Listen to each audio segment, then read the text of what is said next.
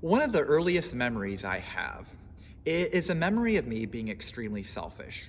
I was probably 4, maybe 5 at the time.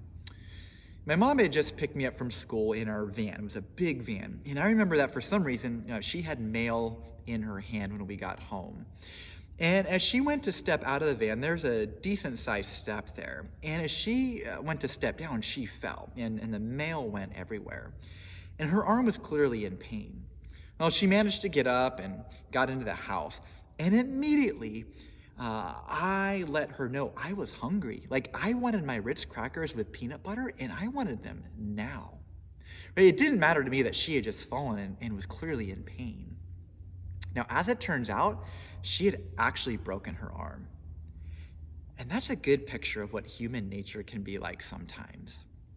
In our passage today, we have something very similar going on. Jesus has just told his disciples for the third time about his impending suffering and death. And we're going to pick up their response to that in Mark 10, verses 35 through 37. Then James and John, those are two of his disciples, the sons of Zebedee, came to him. Teacher, they said, we want you to do whatever we ask. What do you want me to do for you? Jesus asked. They replied, let one of us sit at your right and the other at your left in your glory. Okay, so wait, what? Jesus just said he was going to die. And almost before he can get all of that out of his mouth, two of his disciples come to him and ask if they can have first place and the prime seats in his cabinet when he establishes his kingdom. Now, while James and John are the main culprits here, we also read that the other 10 were furious with them. Probably not furious because they had failed to grasp Jesus' definition of greatness, but furious because they wanted the same prime positions in Jesus' kingdom. While Jesus has been revealing to them a different sort of kingdom, it seems to have gone completely over their heads. Now, Jesus isn't one for ambiguity, so in just a few verses, he's going to spell it out for them. He tells them that in the world's way of doing things, greatness is indeed defined not by lording one's authority over others, but true greatness comes through sacrifice, not selfishness.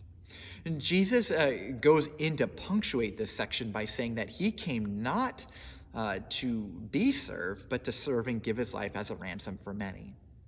Now, it's easy for us to take the position of pointing the finger and kind of laughing at these bumbling misfits called disciples. But the reality is we are much more like them than we are different. It's easier to try and climb the ladder in some area of life than it is to wash feet. It's easier to halfway listen to the person in front of us while simultaneously thinking about how we can assert ourselves than it is to fully listen with a posture of humility with an intent to meet a need. It's easier to think that we will achieve greatness by lording our authority over others than it is to stoop low.